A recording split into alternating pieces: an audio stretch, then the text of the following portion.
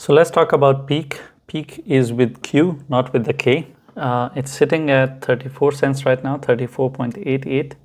And I have not covered this coin before. It's my first time, so I'm going to touch upon its fundamentals a little before I get into its TA and share the price points and what the hell to do with it.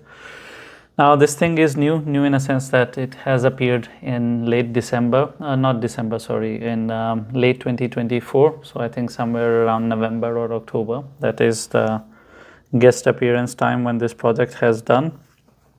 Now what they do is it's a layer 1 blockchain that is powering DePINs and RWAs. RWAs are real world assets. It's a very vague and misleading term. It can mean anything. DePIN, one of the simplest example of that would be storages. If you are looking for cloud storages that are not centralized, which means that if you put something on that storage and someone is against you and they are powerful authority and they want to basically stop your application, they can't do that because they're decentralized services. You need to turn off internet to do that. There is no central command over there that they can write a letter to threaten you and to remove it. That's just one small example of DePIN. DePIN can go beyond, way beyond that. Now the thing about PEAQ that I'm looking at it as I'm reading it for the first time as well, they are claiming that they already have tie-ups with 50 DePINs and 20 industries. And in industries, they are saying they have contract with Bosch. I have seen only their washing machines. If you have not seen them, it's famous in some parts of the world anyway. And they are saying they have partnered up with someone else who have contacts with Airbus.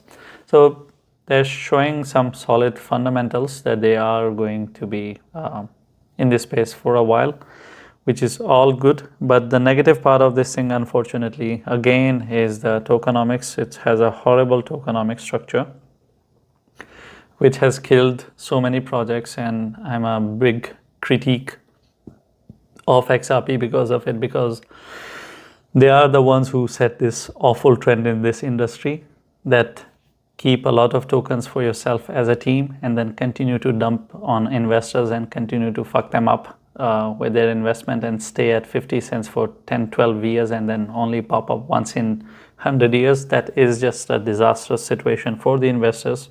But they have a cult, and I don't think PEAQ will be able to create a cult around it. So it will be hard to survive. We saw it with TIA, which is Celestia. We saw it with Arbitrum. We saw it over and over again that releasing of these tokens is always disastrous, and unfortunately that's the case scenario here. First of all, they don't have a max supply, which means there is no limit to it. Even those who have max supply, you can come back and argue that they have a mint function in the contract, they can create more tokens. That is true. But over here, at least on the surface, they have 4.2 billion tokens of PEAQ, and the circulation is only 663 million. Now, you need to understand that 663, and this is 4.2, how many? 4.2, 4230. Now, the circulation is only 15%, 15.6%. This is horrible in a sense that as they can, even if they release 15% more, they will double the circulation, which means that the inflation will increase by 100%. So this is the only bad thing I'm seeing in it. So in a long run, I have to go and dig deep. I'm not going to do that in this video. I don't want to stretch this. But in the long run, I would be sitting there and questioning that how the releases look like, how this overall thing is going to play out. That is going to make this overall thing very questionable. Do I want to go and invest in it, considering that this thing has a massive, massive inflation? And inflation can kill any project. If you don't believe me, wait 10 years. I'll discuss Solana with you after 10. But inflation is a disaster. No project can survive it. Okay, so at 48.5 cents, or you can call it 48 if you want to. Let's call it 48. Do we want to call it 48? No, let's call it 47 then. At 47 cents, this thing had a neckline. My God, it's such a thin line. You see, this was a double top, one top, two top. and then it has fully delivered on it by going down. So right now it has delivered on this double top is a bearish structure, so it has gone down.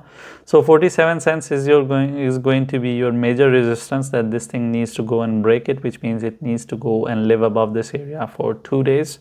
But let's talk about the bloody support. What is our support area? Our support area is 31 cents.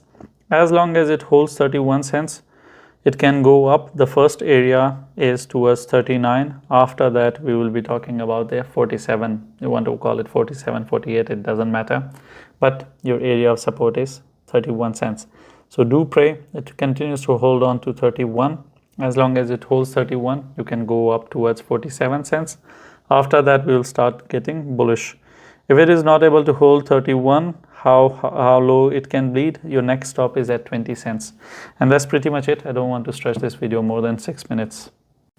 Thank you for watching the video. If you have any questions or I have touched on a topic and you expect me to explain a bit more, I'll try my best to explain that to you in the comments. Leave a comment, and I'm not going to tell you to like and subscribe, because if you're not interacting with the video or if you're not subscribed, you're not going to see all the 10 videos that I make every day.